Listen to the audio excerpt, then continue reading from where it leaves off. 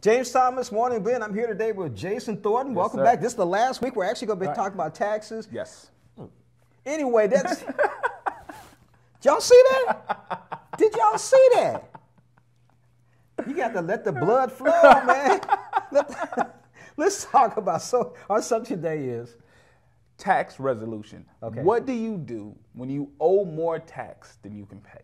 Ooh, what do you do? All right. It is a huge problem. Owing a tax bill that you can't pay can be extremely depressing for people. I mean, I had clients come into my office with tears because they cannot pay what the government is saying that they owe.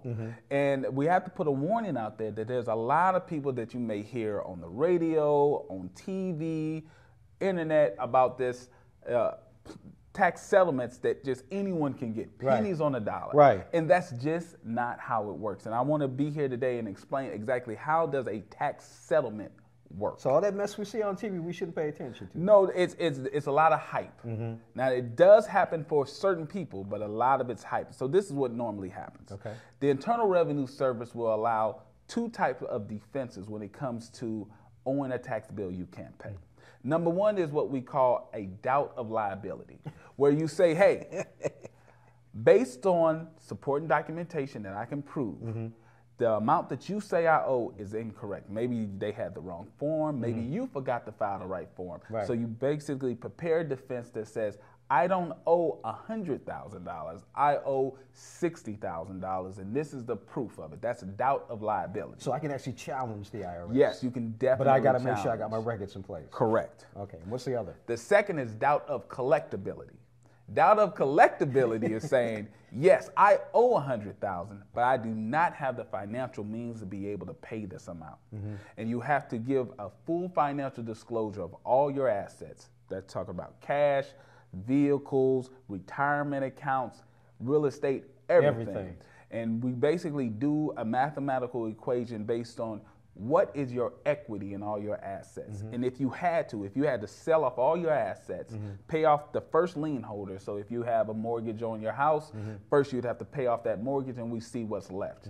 If you cannot satisfy your tax bill, if you were able to sell off all your assets, then we bring the IRS to the negotiation table and say, hey, if I sold off all my assets, only thing that you would be able to get at the end of the day is $15,000, even though I owe $100,000. If we can support that with documentation, the Internal Revenue Service will settle that debt for the lesser amount. What happens to my house and my car? You don't have to sell. Okay. That's the beauty of this. It's called an offer in compromise. Okay. You don't technically have to sell. You have to just come up with the dollar amount of what it would be if we did sell everything. Right. If we did sell everything and paid off all of the liens and notes on those assets All at first, once, right. what would be left? Right. And if we determine that it's lesser than the full amount that you owe, the Internal Revenue Service will entertain an offer. Wow. Yeah. I didn't know that. Yeah, I've had success in situations where clients who owed upwards of $50,000, $60,000, $80,000, and we were able to settle that amount for $2,000, $3,000. But you cannot have enough equity in your assets to pay off the full amount. The IRS isn't going to settle a bill that you could technically pay off. Right. They'll rather you just set up a payment plan. So when you hear those pennies on the dollars, I've had represent clients in cases like that, but the client has nothing in assets, no retirement account, very little in real estate, or they're underwater with their real estate, very little in vehicles, or they're underwater in their vehicles. So if you have little in assets, you can settle for pennies on the dollar. Just out of curiosity, what would you say percentage-wise people are in that situation when they come see you? Honestly, most people are in that situation. A lot of people are in Already when they come to your door. They're normally in a situation where they cannot pay their bills. Their equity in assets is very low. One of the worst things a client can do is say that they're going to wait until they get back on their feet, until their financial situation is better to deal with a tax problem. Right. That's when you're at your strongest negotiating with the IRS. When you are in your worst financial situation, that's when you want to negotiate. But you have all that money. IRS says, no. We need that money now. Exactly. It's when you lost your job. It's when you don't have any real estate. It's when you don't have any money in your 401k. You owe a lot in taxes. that's when you step up to the plate and the IRS will be willing to make a deal. And you could be there helping them. Yeah, that's the number one thing that people don't know. You have a taxpayer bill of rights when dealing with the IRS or any other tax authority.